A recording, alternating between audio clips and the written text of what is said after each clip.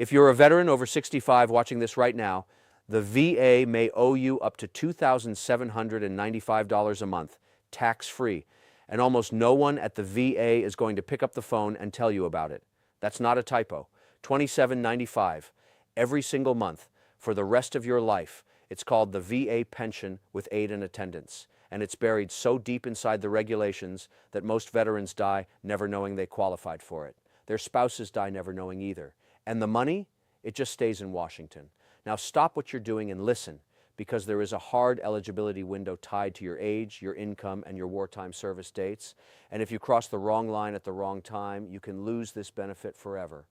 In the next few minutes, I'm going to walk you through exactly who qualifies, the 4 income tricks the VA uses to deny low-income veterans on the first try, the exact forms you need, including one most VSOs never mention, and the dollar amount you should be receiving in 2026 based on your household situation. And stick around to the very end, because the final benefit in this video is the one nearly every veteran over 65 misses entirely, and it can add several hundred more dollars a month on top of everything else. Quick note before we go any further. VA Benefits Alert is an independent informational channel. We are not affiliated with the U.S. Department of Veterans Affairs or any government agency. What I'm about to share is publicly available information. The VA just doesn't advertise it, and you're about to find out why. Most veterans have no idea this benefit even exists. By the end of this video, you will. So let's talk about why this matters right now. Because the numbers changed, and most veterans missed the memo. Every December 1st, the VA quietly adjusts its pension rates under something called the Annual Cost of Living Adjustment, the COLA. It's the same adjustment that moves Social Security, and when the COLA hit this cycle, the maximum annual pension rate, the MAPR, that's the ceiling the VA uses to calculate your monthly check, went up again. That's how we get to that $2,795 figure for a married wartime veteran receiving aid and attendance. But here's the part that stings. The VA does not send you a letter saying, "Congratulations, you now qualify." They don't call, they don't email. If you're not already enrolled, you don't hear a word. The rate goes up, the eligibility thresholds shift, and thousands of low-income veterans over 65 suddenly qualify who did not qualify 12 months ago, and they have no idea. This program isn't new. It traces back to statutes under Title 38 of the U.S. Code, the same body of law that governs almost every VA benefit you've ever heard of. What is new is how aggressively the income and asset rules have been enforced since the VA tightened its net worth limit back in 2018 and started applying a 3-year look-back period on asset transfers. That look-back is still in effect today, and it's one of the top reasons well-meaning veterans get denied on the very first try. Now, let me make this real for you. Take John, a Vietnam-era veteran from Dayton, Ohio, 71 years old, served on active duty during a recognized wartime period, honorable discharge. He's living on about $1,400 a month from Social Security. His wife has some medical bills stacking up, and he needs help getting dressed in the morning because of a bad back and worse knees. John assumed, like most veterans do, that because he never had a combat wound and never got a VA disability rating, he wasn't eligible for anything beyond his Social Security check. He was wrong, dead wrong. Under the current VA pension rules, John qualifies for the wartime pension. Because his wife helps him with daily activities, he also qualifies for the aid and attendance enhancement on top of that base pension. And when you add it all up, using this year's MAPR, John should be receiving somewhere in the neighborhood of $2,700 a month, tax-free, deposited straight into his account. For 9 years, John left that money on the table. 9 years. Do the math on that. And John is not the exception. He is the rule. There are hundreds of thousands of Johns out there right now, and if you're watching this, there's a real chance you're one of them. Coming up, I'm going to break down exactly who qualifies, chapter by chapter. Stay with me. This is the part you came for. I'm going to walk you through 7 rules, 7 things you need to know to actually get this money into your bank account. Grab a pen if you need to. Let's go. Number 1, the wartime service rule. Here's the first thing the VA checks, and it's the first place veterans get knocked out. To qualify for this pension, you must have served at least 90 days of active duty, with at least one of those days falling inside a congressionally recognized wartime period. If you enlisted after September 7th, 1980, that jumps to 24 months of active service, or the full period you were called up for. The wartime windows include World War II, Korea, Vietnam, and pay attention here. The Vietnam era officially runs from February 28, 1961 through May 7th, 1975 for veterans who served in country, and from August 5th, 1964 through May 7th, 1975 for everyone else. The Gulf War period started August 2nd, 1990, and legally, it is still open. It has never been closed by Congress. Most veterans have no idea their service era still counts. If you served one day, inside those windows with an honorable discharge, you clear this hurdle. You do not need to have been in combat. You do not need a Purple Heart. You do not need to have been overseas. You just need the dates. Number 2, the age or disability trigger.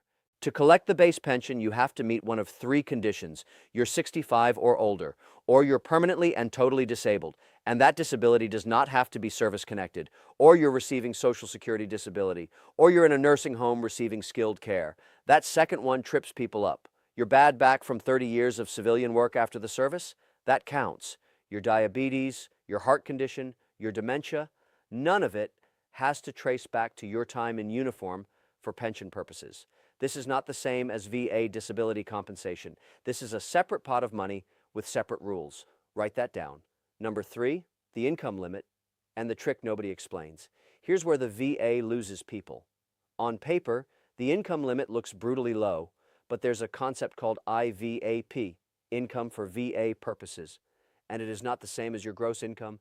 The VA subtracts your unreimbursed medical expenses from your countable income, prescription copays, Medicare, Part B premiums, and that's about $185 a month right there for most seniors.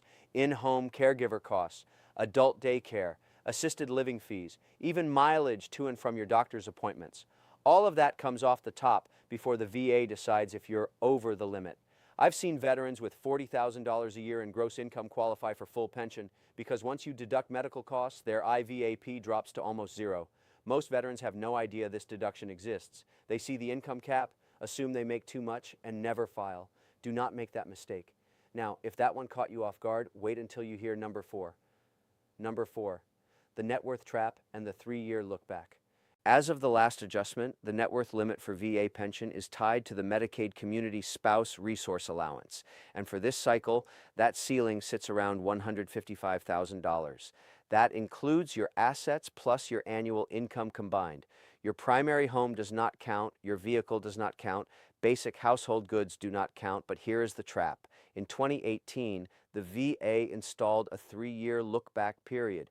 If you gave money away, transferred property to your kids, or moved assets into certain trusts within 36 months of applying, the VA can penalize you and delay your benefits for up to 5 years. What your VSO may not tell you, not every transfer triggers a penalty. Transfers for fair market value, certain irrevocable trusts structured correctly, and specific spend downs on medical care are allowed, but you need to know the rules before you move a dime. Once you file, it's too late to fix. Number 5, the aid and attendance enhancement. This is the big one. This is how you get from a modest base pension up to that $2,795 figure. Aid and attendance is an additional monthly payment on top of your base pension if you need help with what the VA calls activities of daily living. Bathing, dressing, eating, using the bathroom, transferring in and out of bed. You also qualify if you're legally blind, if you live in a nursing home, or if you have a physical or mental incapacity that requires assistance. Here is what most veterans miss. Your spouse can be the caregiver. You don't need to be in a facility. You don't need a paid aide. If your wife helps you get dressed in the morning, that can qualify. You just need a doctor to document it on VA Form 2 1-2680, the examination for housebound status or permanent need for regular aid and attendance. That one form, 21-2680, is worth thousands of dollars a month. Ask your doctor to fill it out. Bring it to the appointment. Do not leave without it. Number 6, the housebound benefit. If you don't qualify for full aid and attendance, there is a middle tier called housebound. It's a smaller enhancement, but it still adds meaningful money to your check every month. You qualify if you have a permanent disability that substantially confines you to your home or immediate premises. You cannot collect housebound and aid and attendance at the same time. The VA makes you pick the higher one. But if you're stuck between the two, apply for aid and attendance. Worst case, they downgrade you to housebound and you still walk away with more than the base pension. Number 7, how to actually file step by step. Here's your action list, 3 concrete steps. Step 1, pull your DD-214 and your marriage certificate if you're married. If you can't find your DD-214, request it through the National Archives eVet Rec system. Free. Takes a few weeks. Step 2. File VA Form 2 1-527EZ. That's the application for Veterans Pension, not 21-526EZ. That one's for disability compensation, and it's a common mix-up. If you're a surviving spouse applying for the survivor's pension version, you use 2-1-534EZ instead. Attach Form 2 1-2680 for aid and attendance. Attach every medical bill and every unreimbursed expense you can document. Step 3, if you're worried about the clock, file what's called an intent to file using VA Form 2 1-0966. That single form locks in your effective date for up to 1 year while you gather the rest of your paperwork. If you get approved later, the VA pays you back to the date they received that intent to file. That could be 12 months of back pay, potentially tens of thousands of dollars you would have lost otherwise. File the intent to file this week, even if you're not ready, even if you're still gathering documents. That form protects your money. Lean in for this one, because here is what your VSO probably will not mention, and what the VA will absolutely not put in a letter to you. When you file for pension, the VA is required by law to consider you for every related benefit you might qualify for on that same application. That includes the base pension, housebound, and aid and attendance. 1 filing, 3 possible pots of money. But here is the trick. Most first-time claims come back approved for the base pension only, even when the veteran clearly qualifies for the aid and attendance enhancement worth hundreds, sometimes over $1,000 more per month. Why? Because the medical evidence in the file was thin. The VA doesn't chase down your doctor for you if Form 2 1-2680 isn't in that envelope, or if it's filled out vaguely, the rater defaults to the lower benefit. That is not an accident. That is the system working exactly the way it was designed. And here is the part almost nobody knows. If you were denied or underrated, you have exactly 1 year from the date on that decision letter to file a supplemental claim using VA Form 2 0-0995 or request a higher level review using VA Form 2 0-0996. 1 year. Hard deadline. Miss it and you lose your original effective date. You lose all that back pay. You start from zero. Thousands of veterans get that denial letter, feel defeated, and toss it in a drawer. Do not do that. A denial is not the end. It is the beginning of the appeal, and appeals win all the time when better medical evidence gets added to the file. Buried in the fine print of the regulation is this simple truth. The VA rates what you prove, not what is true. Your job is to prove it.